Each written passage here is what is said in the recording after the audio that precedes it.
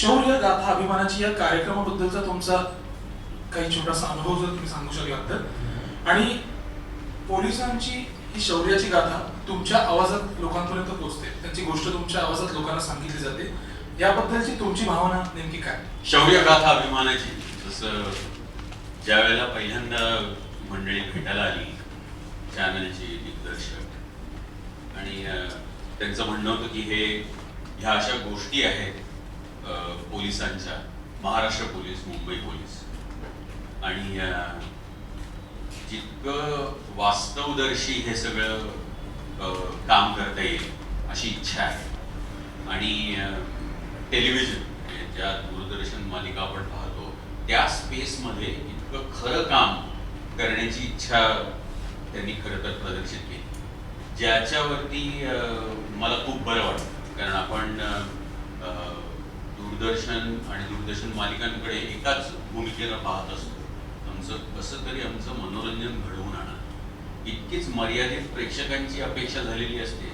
त्या सगळ्या काळामध्ये एखादं खरं काम करण्याची इच्छा झी युवाच्या सगळ्या टीमनं प्रदर्शित केली, म्हणून खरं तर मी ह्याच्याशी जोडला गेलो. आणि त्यांच्याशी इच्छा होती की सूत्रधार, पण सूत्रधार कॅमेऱ्यासमोर न येतात, कारण खरं तर या कार्यक्रमाचे सूत्रधार पोलीस आहेत.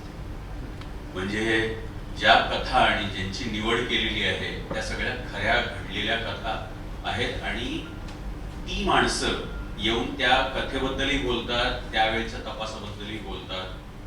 तर खरं तर सूत्रधार ते आहे, पण हे माझ्या आवाजात त्यातल्या लोकांपर्यंत त्याची सुरुवात व्हावी अशी त्याची इच्छा होती. आणि मला फार अभिमान वाटला या गोष्टीचा. याचं कारण असं की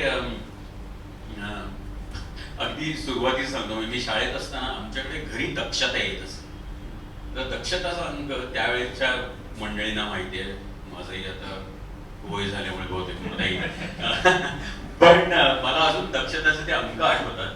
म्हणजे मी काही साठवलेले अंकही माझ्याकडे होते की ज्यातल्या पोलिसांच्या कथा वाचताना फार असं रोमांचकारी वाटायचं.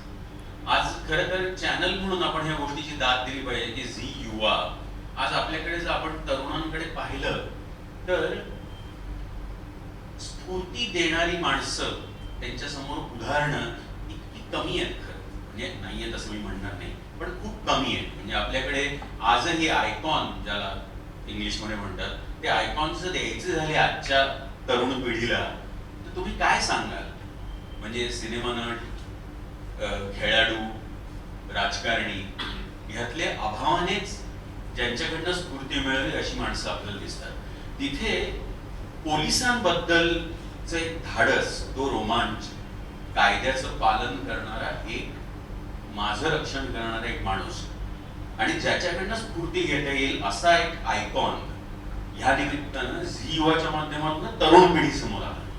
हा त्यातला सगळ्यात महत्वाचा मुद्दा आहे की आज जर आपण तरुणांना सांगायला गेलो की तुम्हाला काय करायला आवडेल, कोणासारखं व्हायला आवडेल, तर इतकी मिळमिळीत आणि वेगळी वेगळी उत्तरं येतात. माझी मुलं त्या वयात आहेत, त्यामुळे काय व्हायला आवडेल असं म्हटल्यानंतर नाही हे नाही ते, कारण त्यांच्यासमोर उदाहरणं आहेत.